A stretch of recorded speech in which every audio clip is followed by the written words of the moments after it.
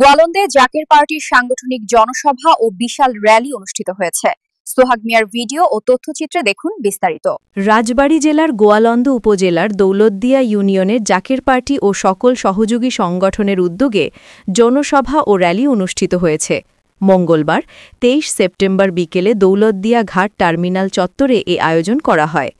জাকের পার্টির চেয়ারম্যানের নির্দেশে ২০ সেপ্টেম্বর থেকে ৩১ অক্টোবর পর্যন্ত কেন্দ্রীয় কর্মসূচির অংশ হিসেবে সারা দেশে উপজেলা, পৌরসভা ও ইউনিয়ন পর্যায়ে জনসভা অনুষ্ঠিত হচ্ছে। তারই ধারাবাহিকতায় গোয়ালন্দ উপজেলা জাকের পার্টির আয়োজনে এই কর্মসূচি বাস্তবায়ন করা হয়।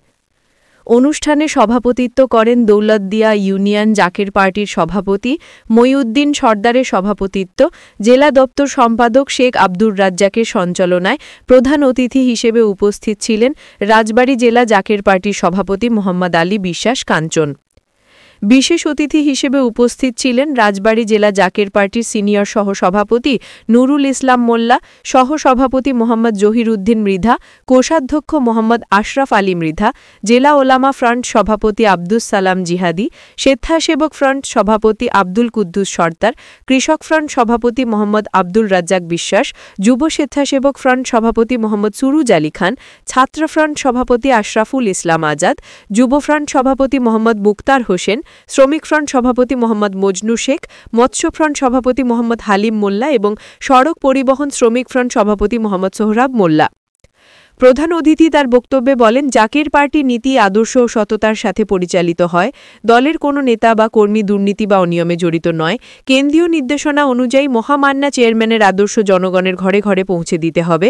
তিনি আরও বলেন, আগামী জাতীয় সংসদ নির্বাচনে জাকের পার্টির মনোনীত প্রার্থীকে গোলাপ ফুল মার্কায় ভোট দিয়ে শান্তি ও দুর্নীতিমুক্ত দেশ গঠনের সুযোগ দিতে হবে। অনুষ্ঠান শেষে দেশ ও জাতির কল্যাণে মিলাদ মাহফিল ও বিশেষ দোয়া অনুষ্ঠিত হয় এবং তপরক বিতরণ করা হয়। জাকের পার্টি যাকে ইতিমধ্যে Zaker Party senior vice chairman ঘোষণা দিয়েছেন, জাকের পার্টিকে যদি ক্ষমতায় বসান তাহলে আমাদের জেলা ভিত্তিক উপমন্ত্রী হবে। কি হবে? উপমন্ত্রী হবে।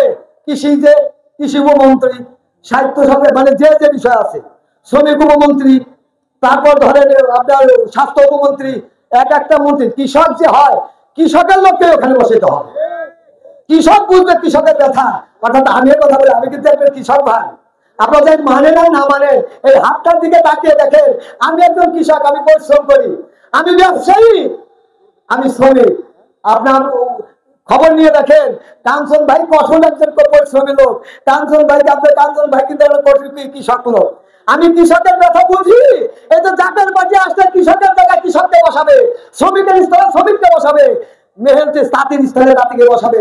এই জন্য একটা বারের জন্য আপনাদের কাছে উদাত্ত আহ্বান করে যাচ্ছি, একটি বারের জন্য আপনি আমাকে কিন্তু ক্ষমতা দেন। আমার মাইকের আওয়াজ যত জোর করতে যাচ্ছে, দলীয়বাসীকে আমি আহ্বান করবো, আমি আপনাদেরকে বড় জোরে অনুরোধ করবো, একটি বার আপনি আমাদের দিকে তাকান।